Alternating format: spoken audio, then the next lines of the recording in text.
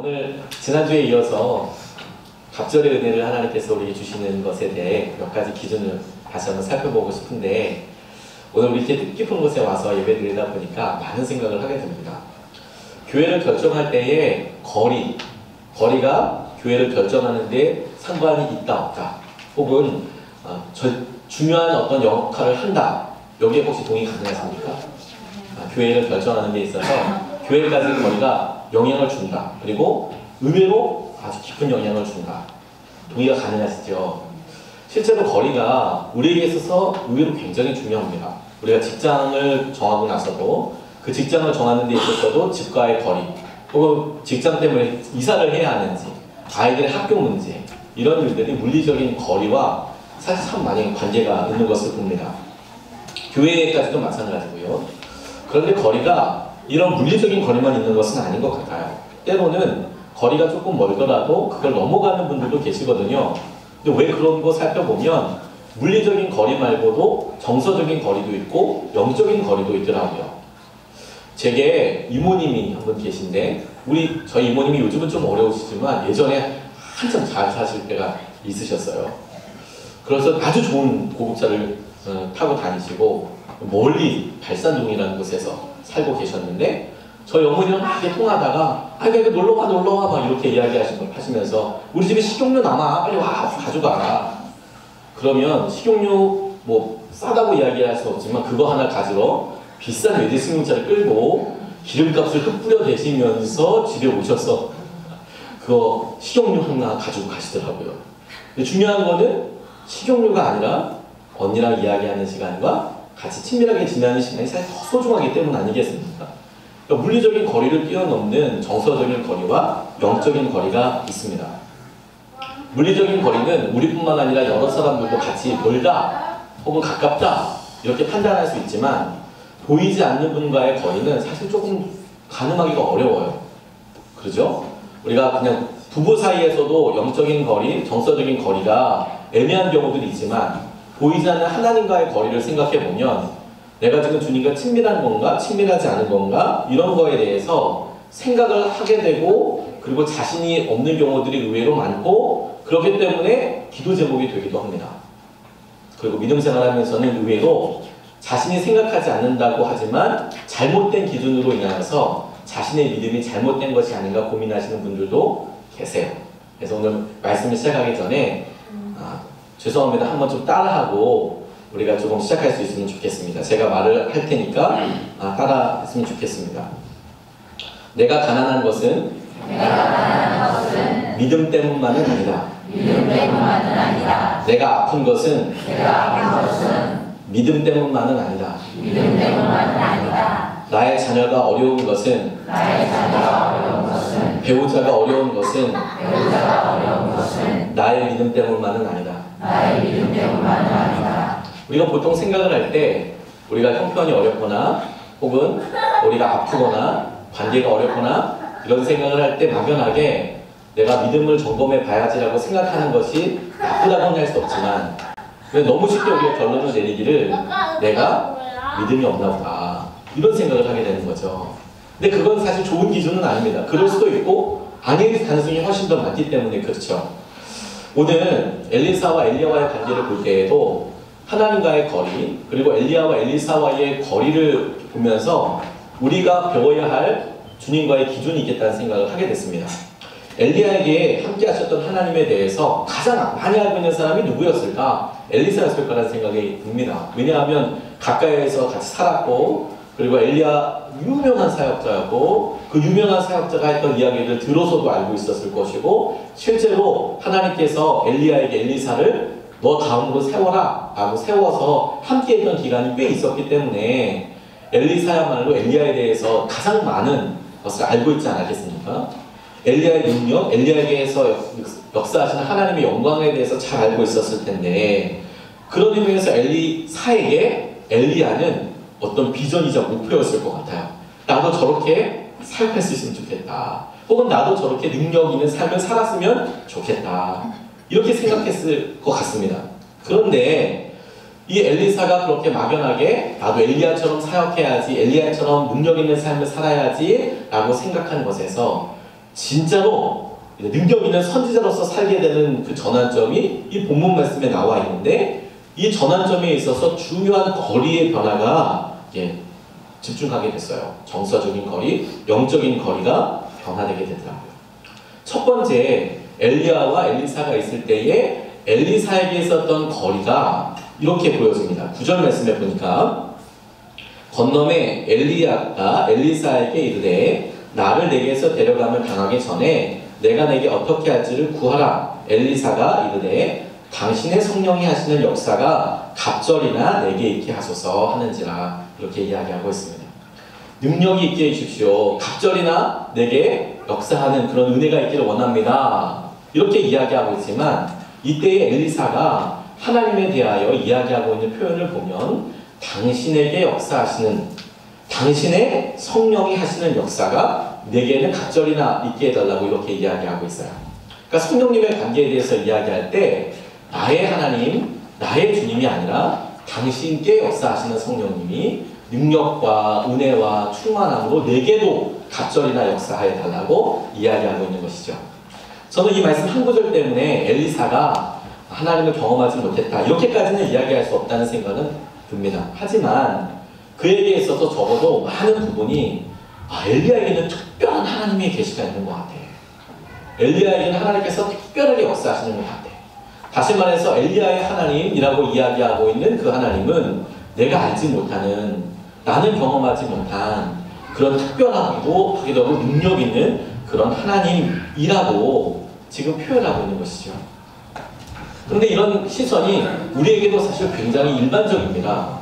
왜냐하면 우리가 살면서 어느 집사님을 보고 권사님을 보고 장로님을 볼 때 너무나 쉽게 저분의 믿음은 참 귀하다 라고 이야기를 하지만, 우리는 그것에 대해서 나는 좀 거리가 먼 것 같다, 내게는 그런 믿음이 없는 것 같다, 왜 저분들은 저렇게 믿음으로 가난함을 통과하거나 혹은 치유를 경험하거나 이런데 나는 왜 잘 되지 않는 걸까, 나의 믿음은 조금 다르다 라는 식으로 생각을 하게 되는 거죠. 그런데 이런 믿음 과정을 보면서 내가 하나님께서 놀랍게 들어서시는 사람 옆에서 그럼 있어서 그럼 그 기간들을 보내는 것이 아무 의미가 없는 것이냐? 그건 아닙니다. 왜냐하면 하나님께서 우리에게 이렇게까지 역사하실 수 있다는 것에 대한 중요한 기준과 믿음의 수준을 결정하게 되거든요. 믿음의 수준을. 큰 교회냐 작은 교회냐의 차이가 아니라 주님께서 정말 역사하고 계시는 일에 우리가 같이 동참하고 있느냐 그렇지 않느냐에 따라서 똑같은 시간을 보내고 나서도 주님께서 하시는 은혜에 대한 반응이 다릅니다. 당연히 그렇게 해야 된다고 생각하는 일들이 많아지는 것이죠. 요즘 한참 사람들에게 많은 주목을 받고 있다는 그 스카이 캐슬이라는 드라마를 저는 보지 못했습니다. 집에 TV가 없는 관계로. 하지만 신문에 보니까 스카이 캐슬 관련된 것들이 참 많이 나오더라고요. 그리고 많은 분들이 거기에 동감하고 계신다. 이 어떻다 저떻다라고 이야기하는 여러 일들을 보고 잘못된 교육 현실에 대해서 개탄하기도 하고, 그럼에도 불구하고 거기에 대해서 가지고 있는 실제로 그렇게 많이 느껴지게 되는 부분들에 대해서 또 공개적으로 이야기할 수 있는 거리가 생긴 거니까 그거에 대해서도 이야기를 하시고 있어요. 저는 그거에 대해서 좋다 나쁘다 이렇게 생각하고 싶지는 않습니다. 그걸 제가 평가하는 것보다도 더 좋은 평가를 내실 분들이 많이 있으실 테니까. 근데 그걸 보고 제가 한 가지 뜬금없이 생각한 것 하나가 있었습니다.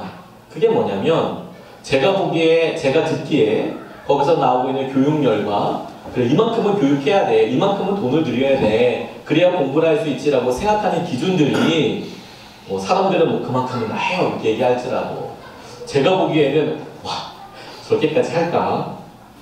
저렇게 할까? 이런 생각이 들 정도로 과하다, 혹은 평소보다 많이 넘친다, 저렇게 할까라는 생각이 드는데 많은 사람들이 그렇게 한대요.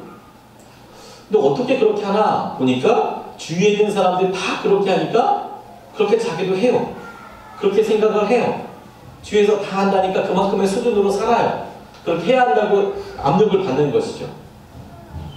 우리가 환경의 지배를 받고 주위에 어떤 사람들이 어떻게 말하고 결정하는지가 우리에게 굉장히 중요한 것을 우리가 받아들인다면 이것을 우리 영적인 긍정적인 면에도 똑같이 사용할 수 있겠다는 생각을 하게 됐어요.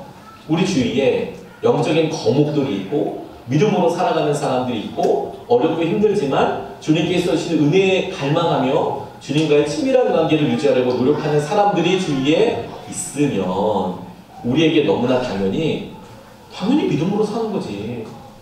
당연히 기도하는 거지. 40일 특세는 당연히 하는 거지. 그런 건 당연히 하는 거 아니야? 이런 기준이 생길 수 있겠다는 생각을 하게 됐어요.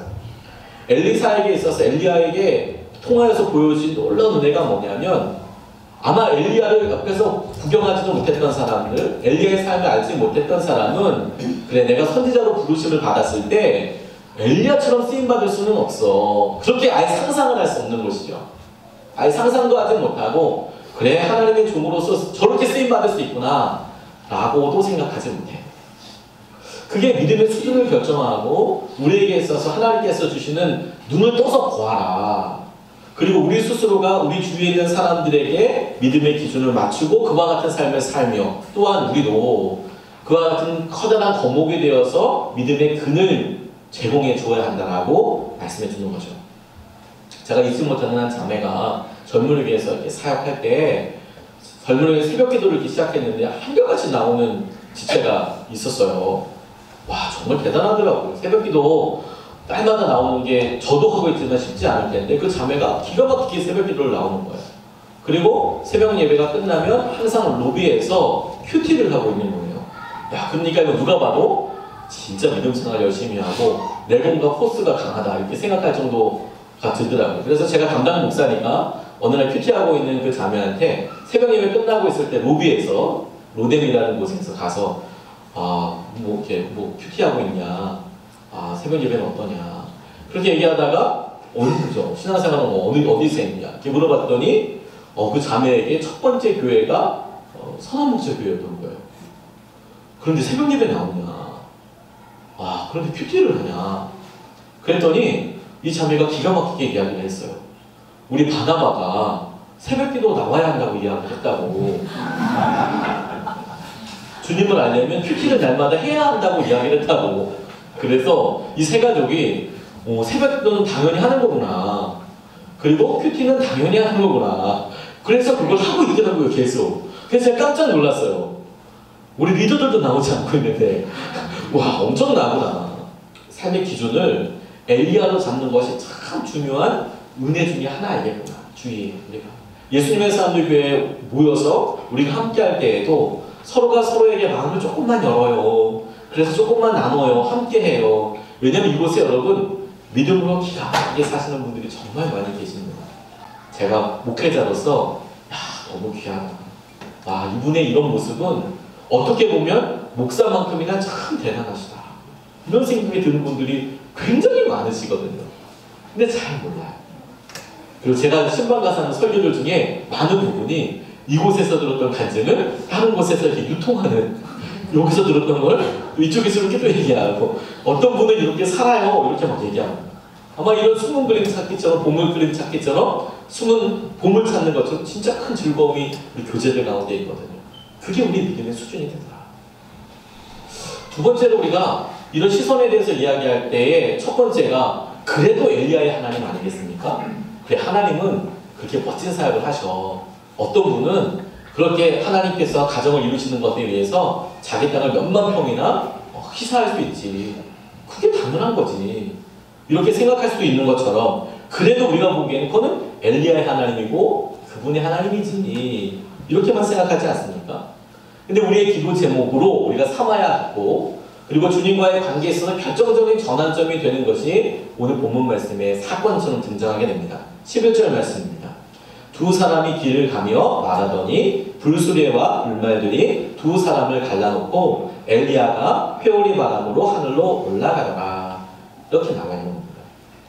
이 본문 말씀은 사실 굉장히 상상해보면 충격적인 장면입니다. 불수레와 불말들이 내려와서 두 사람을 갈라놓고 그리고 하늘로 화려하게 올라갔다. 이건 정말 영화에서나 나올 법한 그런 엄청난 장면 아니겠습니까? 근데 바로 그 장면 전에 엘리야와 엘리사가 어떻게 이야기하냐면 10절 말씀에 이르되 네가 어려운 일을 구하도다. 갑절의 은혜를 달라고 이야기할 때 10절 말씀에 대답하기를 네가 어려운 일을 구하는도다. 그러나 나를 네게서 데려가는 것을 네가 보면 그 일이 네게 이루어지려니와 그렇지 아니하면 이루어지지 아니하리라. 이렇게 대답하는 장면이 있거든요. 이 장면을 간감히 묵상하면서 우리가 묵상한 대로 주님과의 거리에 대해서 생각해 보게 됐어요. 엘리야가 엘리사와 함께 걸어가고 있는데 그 사이에 불말과 불병거, 하나님께서 보내주신 하나님의 놀라운 권능이 임했습니다. 둘 사이에 불병거와 불말이 와서 갈라놓았다라고 이야기하고 있지 않습니까? 그러면 머릿속에 한번 떠올려 보세요. 엘리사와 엘리야의 거리가 더 가까울까요? 아니면 엘리사와 불말과 불병거, 다시 말해서 하나님의 임재와 더 가까울까요? 본문 말씀이 둘 사이를 갈라놓았다라는 이야기를 보면서, 그리고 엘리야가 엘리사에게 굳이 설명하면서 너에게 하나님께서 나를 어떻게 올려보내시는지를 네가 보면 너에게 그런 능력이 임할 거다 라는 것을 제가 이렇게 묵상하면서 이렇게 적용해 보게 됐어요. 하나님께서 엘리사 너를 선택하셔서 자신을 드러내시고 엘리사 네가 하나님을 의지하게 되면 내가 아니라 엘리야 너의 스승인 나보다 엘리사 네가 하나님과 더 가까이 지내게 된다면, 그런 기회가 내게 있다면 너에게 갑절의 은혜가 있을 거다. 갑절의 하나님의 영광이 있을 것이다.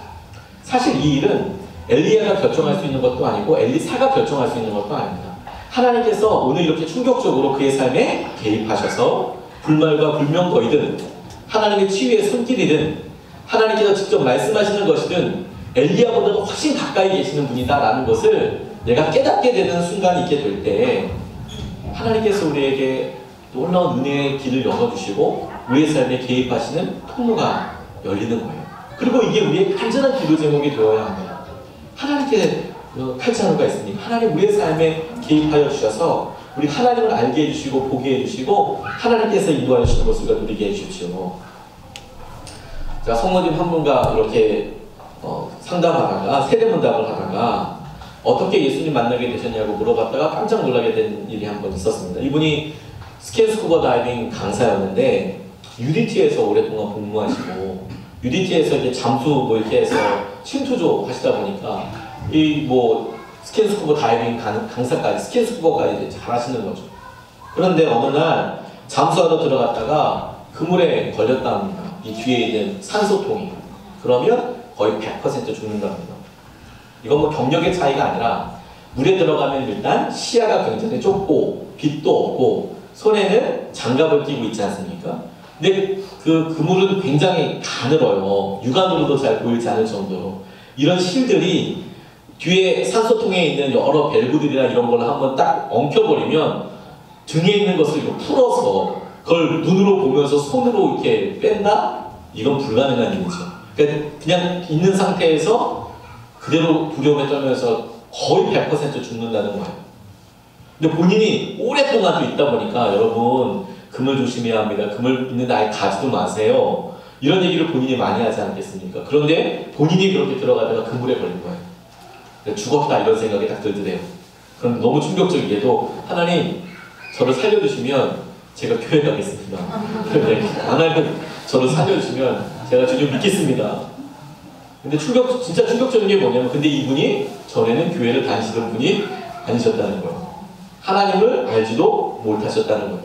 교회에 가본 적도 없다는 거예요. 그런데 갑자기 머릿속에 생각나기를 그 깜깜한 바다 안에서 내가 죽었다 싶을 때 하나님 저 살려주시면 제가 주님 믿겠습니다. 제가 주님 따르겠습니다. 근데 진짜 말도 안 되게 뒤에 붙고 있던 그물이 풀어졌대요. 그래서 자기가 수영을 해서 그 바깥으로 나왔대요. 그리고 그 뒤에 바로 교회 오신 거예요. 주님께서 나 살려주셨다고. 그 세례문답을 하는데 이분은 무슨 말을 해도 다 믿는 거예요. 주님께서 우리를 살려주셨다고. 아멘. 믿으시는 거예요. 그런 계기. 그래서 뭐 제가 뭐 하나님이 가까이 계시다 이렇게 얘기하지 않고 본인이 알아요. 본인이 얘기하는데 본인 하나님께서 듣고 계신다. 한 남자 권사님이 자신에게 있었던 일을 이렇게 간증하시더라고요. 이분이 심한 위장병으로 고생하고 계셨답니다. 병원에 가도 도저히 원인도 알 수 없고 치료도 되지 않고 이게 직장 생활을 막 하다 보니까 스트레스도 많이 쌓이고 그러니까 막 배가 너무 아픈 거죠. 위장병이 있어서 힘들어서 유명하다는 곳에 안 가본 곳이 없을 정도로 낫기를 원하셨대요. 그런데 차로가 전혀 없는 겁니다. 그러다가 마침 외국에서 유학하고 오신 용하다는 분이 계셔서 갔더니 세상에 이유도 설명하지 않고 요양을 하라고 그러더래요. 말이 요양이지, 요양 가려면 직장을 관둬야 되잖아요. 그러니까 이건 뭐 대책이 없는 거죠. 요양하면 다 낫겠네요, 사실. 그렇지 않습니까? 아무 일도 안 하고 하면 다 나을 것 같기도 하고. 근데 자기는 이제 가장으로서 돈을 벌어야 되는데 요양이라고 말도 안 되죠. 그래서 아예 포기하고 가만히 있는데 아내가 어느 날 교회라는 곳을 가기 시작하더래요. 그리고 그 교회에 권사님 한 분이 아내에게 열심으로 기도하고 그러면 병이 낫는다. 이렇게 이야기를 하더라고요. 근데 막상 이게 처음 교회가 되었을 때, 시작하게 됐을 때 병이 잘 낫는다는 말이 발동이 되어서 교회에 나가보기로 하셨대요. 근데 이분도 역시 새벽기도를 1년 동안 작정을 했대요. 새벽기도 작정. 그리고 하루도 빠짐없이 교회에 나갔는데 문제는 마음은 뜨거워지는데 몸은 낫지 않더래요. 영 낫지가 않더라는 거. 계속 위장병은 아프고 막 힘들고 매주 매월 나가다가 한 10월달 정도가 되니까 여전히 위장병은 아프고 힘들고. 근데 그쯤 되니까 교회에 한 10달을 나갔잖아요. 그러니까 이미 나오기 시작했고 그러니까 다시 안 나갈 수도 없고 병 낫는 건 아닌가 보다 이런 생각이 들어서 함께 기도하던 뭐 여러 일들 중에서 그래 위장병 낫게 기도하지 말고 하나님 그냥 금연이나 읽어주세요. 이 기도 제목이 바뀌었대요. 왜냐면 직장생활 하면서 금연하게 해주세요. 기도 제목이 이렇게 바뀌었답니다.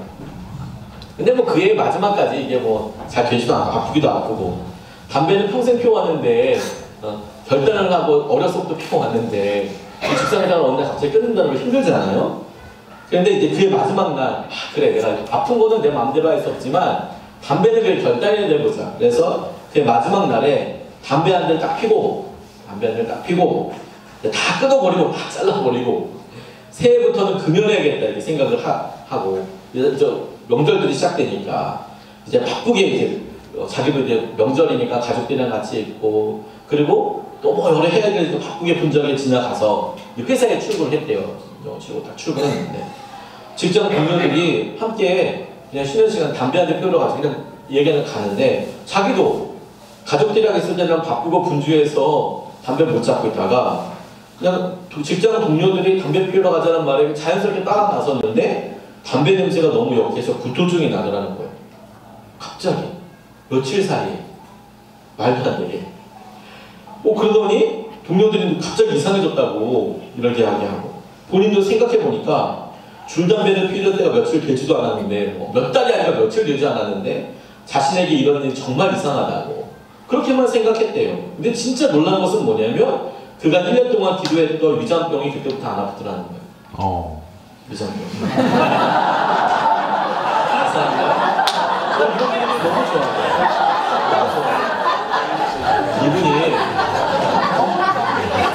이분이 산업목적교회 1호 교인이세요. 1호 교인. 제가 너무 놀랐어요. 얘기하다가 자기가 담배를 끊고 나서 위장병을 고치게 되는 거예요. 하나님께서 우리에게 개입하시는 순간이 있죠. 그래서 우리가 보고 어느 목사님이 기도하면 맞는데 어떻게 하면 어떤 방법이 하나님과 아주 가까이 가게 되는데 우리가 생각하는 사람, 엘리야 같은 사람, 어떤 엘리야 같은 방법 우리에게 있지만 근데 주님께서 우리에게 갑절의 은혜를 주시기 위해서 열쇠가 되는 가장 중요한 키가 뭐냐면 하나님께서 그 모든 것 사이에 오셔서 우리가 제일 가까운 거리를 차지하게 되실 때 그때가 우리에게 하나님께서 일하시고 역사하시는 순간이 되더라. 이런 기회를 달라고 우리가 발망하고 기도해야겠습니다. 12절로 14절 말씀에 보면 이렇게 나와 있습니다.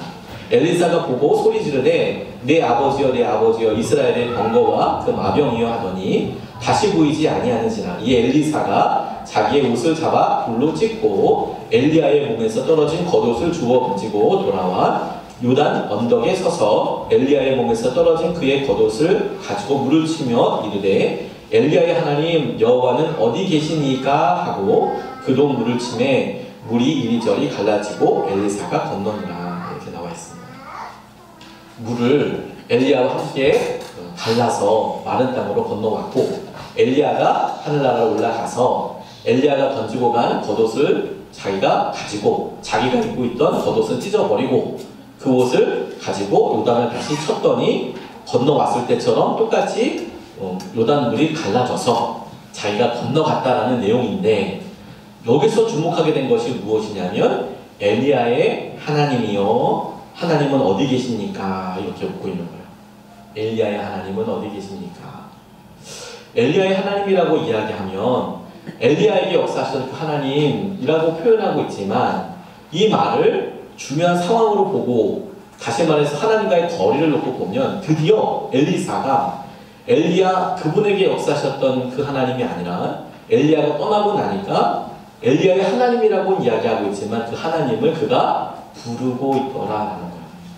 엘리야의 하나님, 이 부분이 키워드가 아니라 어디 계십니까? 어디 계십니까? 주님 이라고 그가 부르게 된다는 거예요. 우리나라 표현에는 뭐 제가 옛날에 국민학교 다닐 때 이제 초등학교도 바뀌었죠. 그러면 뭐 1학년 1학기 교재에 뭐 기영아 가자, 영희야 놀자 이렇게 나와 있을 때 첫 번째 1학년 교과서에서 나오는 이야기거든요. 기영아, 영희야 라고 이야기할 때 우리는 누구를 부를 때 뭐뭐야 라고 부르죠. 그런데 이렇게 히라보나 라틴어에는 굉장히 재미있는 표현 한 가지가 있습니다. 호격이라고도 부르고 보카티브라고도 부르는데, 누구누구를 부를 때 그 부르는 단어에 특별한 형태가 주어져 있어요. 그래서 이름이 막 변합니다. 뒤에 어미랑 부르는 발음이 조금 바뀌어져요. 변화를 하거든요, 명사들이. 엘리야의 하나님이요 할 때 이 하나님이 내가 누구를 설명할 때 그런 표현이 아니라 내가 부르고 있는 하나님이 되는 것이죠. 다시 말해서 내가 그동안에 알았던 하나님, 그래 내가 엘리야가 그렇게 능력 있는 거 보았어. 설교 시간에 들었던 어떤 분에게 이렇게 은혜로 하나님께서 응답하여 주셨대. 그렇구나. 그런데 그렇구나 끝나지 않고, 나는 왜 안 그럴까 라고도 끝나지 않고, 하나님께서 내게 그렇게 있어 주십시오 라고 그냥 원하는 것에서 끝나지 않고, 엘리사가 실제로 그렇게 구하더라. 어디 계십니까? 그렇게 역사하신다는데 어디 계십니까? 그가 그렇게 부르는 순간이 심리적으로 정서적으로는 굉장히 가까운 거리가 되죠. 왜냐하면 바로 내 앞에 있듯이 내가 대화를 시작했으니까. 내가 전화로 있어도 아주 가깝게 지금 나랑 이 시간을 함께하고 있고 내 말을 지금 듣고 계시고 내 말에 대해서 응답하실 분이라고 내가 생각하고 그렇게 고백하고 있는 거거든요. 그래서 그가 그렇게 엘리야의 하나님 어디에 있습니까? 이렇게 이야기하면서 물을 치면서 건너가는 거예요. 그 말은 하나님께서 그의 기도를 들어주셨다. 함께하고 계십니다. 엘리야의 하나님이 마침내 자기의 하나님이 되는 순간인 거죠. 나의 하나님이 되어달라고 구하는 거. 저는 산에 올 때마다 저희 부모님과 함께 갔던 산 생각이 참 많이 납니다. 목회를 이렇게 시작하시면서, 그리고 목회를 하시면서 부모님께서 산기도 정말 많이 다니셨어요. 산기도. 어제도 식사를 하고 아주 친절하신 이곳의 매니저분께서 신신당부하시길 음식물 바깥에 꺼내놓지 마세요. 이렇게 이야기하셨어요. 산짐승이 오는 그런 느낌 있잖아요. 청설모 정도가 아니라 아주 큰 애들도 올 수 있으니까 조심해야 된다는 그런 느낌, 뉘앙스로 제가 받았습니다. 산에 별의별 게 다 있을 수 있잖아요. 그런데 산기도 그렇게 많이 가셨어요. 산기도. 산에 기도하러 가신다고. 나라를 위해서도 기도하고 그렇게 기도하는데, 당시에는 진짜 기도하시는 분들이 많이 있었습니다. 산에. 무당들만 있는 게 아니라, 능력받으라고 무당들만 있는 게 아니라 이 산에 봉우리마다 기도하시는 분들이 진짜 많았어요. 쭉 소리가 산에서 엄청 많이 났습니다. 주로 북한산에 많이 가셨는데, 이 북한산의 또 다른 이름은 삼각산이라고 부릅니다. 삼각산에서 기도 많이 하셨어요. 근데 삼각산에 올라갈 때 당시는 통금이 있었거든요. 통금 경험해 보신 분들도 있고 거의 다 경험해 보셨을 거라는 생각이 듭니다. 12시가 되면 못 다녀요. 통금 모르시는 분들을 위해서 12시부터 새벽까지 사람들이 못 다닙니다. 다니면 잡아가요. 경찰서에 이렇게 구류돼서 그 시간 동안 잡혀있는 통금이 있었습니다. 산기도 가면 이제 통금이 시작되니까 나올 수가 없는 거예요. 근데 저희 부모님이 하신 일은 뭐였냐면 저랑 저희 누나를 데리고 가신 거예요. 산기도 할 때 데리고 가셨어요. 진짜 무서워, 진짜. 여기는 그래도 빛이라도 있고 건물이라도 있지 않습니까? 근데 지금서부터 오래 전이거든요. 제가 막 그냥 뭐 5살, 6살 막 이럴 때 데리고 다니신 거니까 엄청 힘들죠. 아무것도 없고 진짜 호랑이 나올 것 같았어요. 당시에는 뭐 랜턴도 헤드랜턴 이런 게 있는 게 아니라 큰 플레이트 있잖아요. 엄청 큰 거 이렇게. 그럼 뭐 거의 가로등만한 거 이런 거 이렇게 들고 다니고, 그리고 기도할 때 김장 비닐이랑 밑에다가 돗자리 같은 거 신문지 대충 깔고 그 김장 비닐 덮고 그렇게 기도하셨어요. 땀나도록 기도하셨습니다. 그런데 부모님들은 그렇게 기도하고 기도하시는 분들 기도하시면 진짜 자녀들은 할 게 아무것도 없었어요. 요즘 뭐 닌텐도가 있더랍니까? 그때 당시에 뭐 진짜 할 게 아무것도 없죠. 그러니까 무서워가지고 플라스틱 피우고 있으면 기도하는데 정신 헷갈린다고, 정신 헷갈리고 막 흔든다고 불 꺼! 그리고 이제 불 끄고 이제 그 기도하고 있는 거예요. 진짜 두렵죠. 호랑이 나온 거. 그리고 진짜 산길을 해보신 분들 알아요. 뒤에서 진짜 뭐가 오금이처럼 진짜 무섭습니다. 기도하시는 분들 그래서 정말 방언 터지고 그러거든요. 근데 5살짜리 애가 뭐 거기서 무슨 기도를 하겠어요. 두려움에 떨면서 울며 지칠 때까지 있다가 아침에 통금 끝나면 같이 내려오는 거죠. 근데 그렇게 하다가 도저히 안 되겠다 싶으셨는지 저희 부모님께서 저희에게 선택해라 옵션을 주셨어요. 드디어. 그게 뭐였냐면 본인이 안 가는 게 아니었고 네가 여기 남을래 아니면 같이 갈래 이거였어요. 너희들이 집에 남을래 아니면 같이 갈래. 부모님이 안 가는 거는 선택이 없고, 그러니까 우리가 집에 있으니까 우리가 남을 게 안 갈 게가 아니라 너희들끼리만 여기 집에 있을래 아니면 계속 우리랑 따라갈래. 당연히 집에 있죠. 당연히. 산은 무섭거든요. 춥잖아요. 집에 있겠다고 말씀드렸어요. 그런데 문제 한 가지가 뭐였냐면 저희 집에 초인종이 없었습니다. 사글세 살았거든요. 지금도 뭐 형편이 넉넉한 건 아니지만 그때 당시엔 진짜 힘들었고, 초인종은 주인 집에만 있었어요. 주인 집에만. 저희 집은 사글세에 살고 있었거든요. 근데 부모님들이 올라갔다 오셨는데 그 문제는 진짜 그 다음날 발생하게 됐습니다. 저희들이 바깥에서 아무리 두들려도 일어나지 못하는 거예요. 어리니까. 그냥 막 자고 있는 거죠. 그래서 온 동네가 다 깨고 일어난 다음에 저희가 제일 마지막에 깬 거예요. 기도와! 기도와! 뭐 뻥뻥뻥 이렇게 부르다가 그러면 제일 동네가 다 깨고 난 다음에 저희가 이제 일어나서 언제 오셨냐고 또 짜증을 막 내면서 이렇게 했겠죠.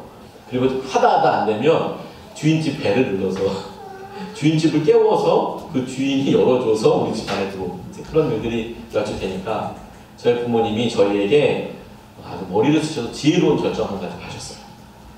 저희 누나와 저의 발목을 묶으셨어요. 그리고 그 발목의 한쪽 끝을 길게 늘려서 바깥에 창문 바깥으로 이렇게 내어놓으셨어요. 그래서 아침에 오면 그 끈을 막 당기셨어요. 그럼 저랑 누나가 동시에 창을 향해서 끌려가는 거죠. 이게 뭐 조스가 뭐 이렇게 뭐 끌려가는 게 아니라 아리조나 카우보이는 말도 아닌 거예요. 그냥 다리 끌려가지고 가는 거예요. 그러면 아무리 깊이 잠들고 있어도 깨지 않겠습니까? 다리가 이렇게 끌려가니까 부모님 오셨냐고 열어드리곤 했었습니다. 지금 이제 웃으면서 얘기하지만 만약에 이야기를 그대로 제가 신문에다 이야기한다면 토픽감이 되는 거죠. 그리고 저희 부모님은 참 어떻게 그런 부모님이 있으실까 싶으시는 그렇게 생각을 하지 않겠습니까?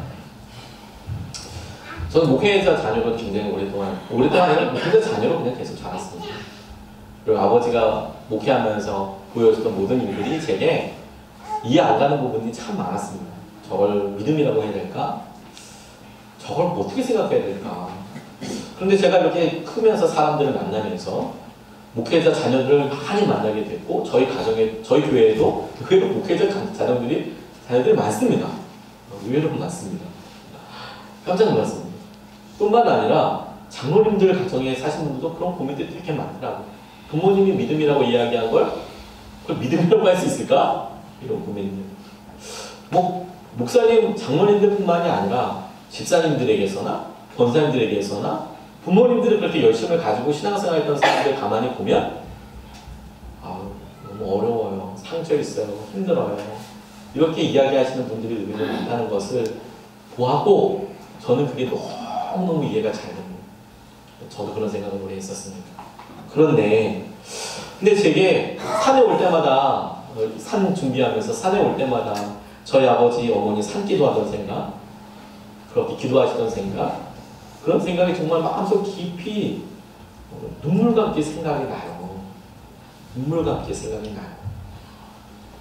창세기 26장 18절 말씀해 보니까 이삭은 자기 아버지 아브라함 때 팠던 우물들을 다시 팠다. 이 우물들은 아브라함이 죽자 블레셋 사람들이 메워버린 것이다. 이삭은 그 우물들을 그의 아버지 아브라함이 부르던 이름 그대로 불렀다. 이 말씀 제가 너무 좋아하거든요. 이삭이 그가 어려운 순간들을 통과해서 그가 그랄 땅에 흉년을 맞이해서 머물게 되었을 때 하나님이 거부가 되게 해주시고 축복해 주시고 자기의 아내 리브가를 자기 아버지처럼 자기 아내가 아니고 동생이라고 거짓말을 했다가 다 뽀록나고 창피 다 당하고 그럼에도 불구하고 하나님께서 그 땅에 머물었던 것만으로도 100배의 축복을 더하여 주시고 은혜를 받았고 그 은혜 이후에 주위에 있는 사람들이 시기 질투해서 그랄 땅에서부터 쫓겨나고 다시 고난의 광야 가운데 이르게 됐을 때 그가 고난을 시작하면서 자기 아버지가 팠던 우물들을 하나하나 다시 팠는데 그 팠던 우물들을 아버지가 불렀던 이름대로 불렀다는 거예요. 그런데 말이에요. 그 아버지 아브라함은 우물 하나를 팠을 때 어떻게 이름을 지우곤 했냐면 하나님께서 나에게 이곳에서 이렇게 만나주셨지. 이곳은 언약의 우물이야. 부엘쉐바라고 해야지. 이곳은 이런 곳이야. 내가 이렇게 불러야지. 이렇게 불러야지. 하나님께서 이렇게 은혜를 주셨어. 이곳은 이런 곳으로 부를 거야. 하나님을 어떻게 만났는지를 고백하고 불렀던 곳을 그 우물의 이름으로 삼았던 거였거든요. 그런데 그가 이런 고난과 어려움을 통과하고 난 다음에 그의 아버지가 부르던 대로 그 우물을 불렀다라는 이야기는 그가 아브라함이 경험했던 그 하나님을 나도 똑같은 나의 하나님으로 고백하게 되었다는 믿음으로 엘리사가 하나님을 경험하게 되고 마침내 그 엘리야의 하나님을 나의 하나님, 엘리야에게 역사하셨던 것처럼 나에게도 동일하게 역사하신 하나님으로 받아들이고 있는 것과 같은 것이죠. 저는 저희 아버지 부모님 생각할 때마다 그런 간절함과 은혜가 누려집니다.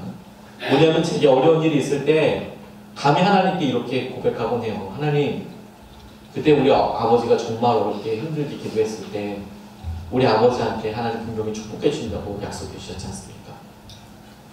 하나님, 그때 우리 어머니가 그렇게 힘들고 아프시고 어려웠을 때 우리 어머니가 간절히 기도하시고 주 앞에 매달렸을 때 주님 단 한 번이라도 평안을 주시겠다, 자녀들 축복해 주시겠다고 약속하지 않으셨습니까? 하나님, 그 약속을 제게 지금 이루어 주십시오. 하나님께서 그때 평안을 주셨던 그 하나님의 것을 내가 믿습니다. 그것을 내게 이루어 주십시오. 여전히 그것이 우리에게 약속이 되는 것을 내가 구하게 되는 것이 너무 커다란 감사입니다. 우리 부모님이 그런 길을 가주시고 믿음의 누군가가 엘리야가 있어서 그런 길을 가주었다는 것이 내게는 너무 커다란 감사이고 기쁨이고 또한 우리에게 있어서도 하나님께서 갑절의 은혜를 주실 수 있는 놀라운 통로가 되겠다는 생각을 하게 되었습니다. 여러분, 우리가 엘리야가 누렸던 놀라운 능력을 엘리사가 갑절이나 누렸답니다. 그래서 오늘 말씀을 듣고 그렇구나 라고 이야기한다면 사실 우리가 이 말씀을 잘못 읽는 거예요. 하지만 이 말씀을 보고 하나님 엘리야에게 역사하셨던 그 놀라운 능력이 엘리사에게 임한 것이 사실이라면 그 은혜의 갑절을 우리에게 더하여 주십시오. 하나님, 그 은혜를 우리가 누리면서 살고 싶습니다. 또 하나님, 그 은혜가 우리 자녀들에게 그대로 흘러가는 것을 보고 싶습니다. 하나님께서 은혜로 인하여서 우리가 주 앞에 서고 나아가게 하여 주십시오. 그렇게 기도하고 붙잡아야겠다는 생각을 하게 되었습니다. 오늘 같이 찬양하고 우리 같이 이 말씀 붙잡고 기도하고 싶은데 우리 하나님께서는 전능하십니다. 그래서 우리에게 깊은 곳으로 가서 그물도 던지라고 말씀하시고 함께 하시는데 우리가 전능하신 나의 주 하나님 찬양하고 기도하시겠습니다.